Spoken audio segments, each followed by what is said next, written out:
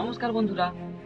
Poclain চালানো মানে শুধু লিভার ধরে টানা না ভাই, এটা একটা বুদ্ধির কাজ। আজ তেল বাঁচানোর সেরা একটা টেকনিক দেখাবো। প্রথমত, শক্ত মাটি বা উঁচু ঢিবি কাটার সময় অযথা পকেটে গায়ের জোর দিয়ে হাইড্রোলিক প্রেসার বাড়াবেন না। এখানে আসল কারিশমা হলো আপনার আরপিএম।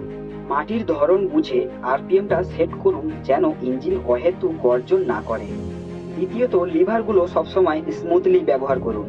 ঝাটকা দিয়ে কাজ করলে তেল খরচ বাড়ে আর মেশিনেরও ক্ষতি হয়।